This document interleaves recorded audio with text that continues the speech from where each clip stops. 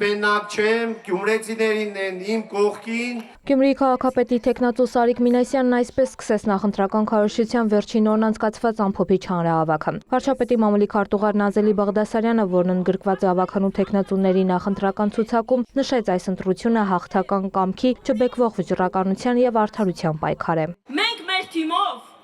ստանձնելու ենք պատասխանատվությունը,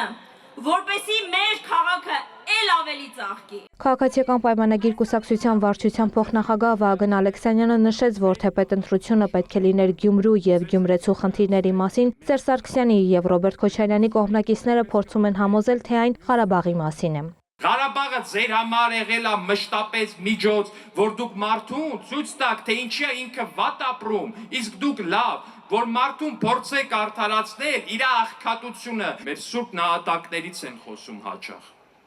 Այն մարդիկ են խոսում,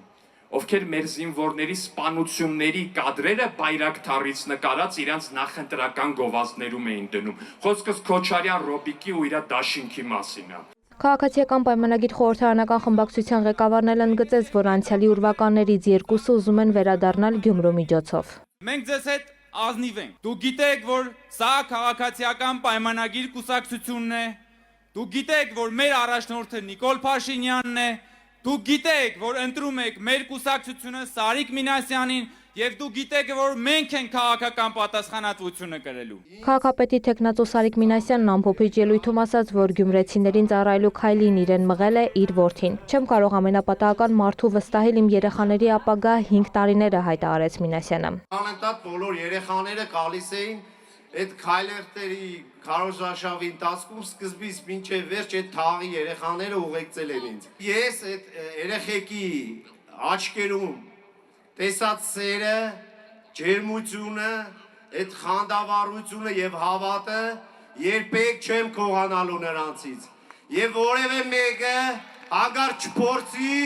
գյումրեցիների մեր երեխաների քվեն քողանա։ Շիրակի մարզպետ Դավիթ Արուշանյանը պատասխանելով լուրերի հարցին հերքեց մեղադրանքը, թե իբր հանրահավաքին վարչական ռեսուրս է օգտագործվել։ Մարզպետը նշեց, որ իրենց հակառակորդները այդպես են փորձում պատճառաբանել հանրահավաքի մարդաշատությունը։ Ըստ մարզպետի, դպրոցի տնօրենների կամ այլ պաշտոնյաների մասնակցությունը հանրահավաքին շատ պարզ բացատրություն ունի։ Այդ մարդիկ ավականու անդամի թեկնածու են։ Վարչական ռեսուրս օգտագործվել է շատ երկար տարիներ եւ այսօր վարչական ռեսուրս երբ չի օգտագործվում եւ երբևիցե չի էլ օգտագործվելու։ 18 թվականից հետո ընտրությունները Հայաստանի Հանրապետությունում ժողովրդավար են եւ յուրաքանչյուր ընտրված ղեկավար լեգիտիմ է։ Հանրահավաքի ավարտին ՔՊ թեկնածուն եւ իր կողմնակիցները Գյումրիում երթ իրականացրին։ Տաթև Խաչատրյան, Քրիստինա Մկրտչյան, Մարտին Գևորգյան, լուրեր։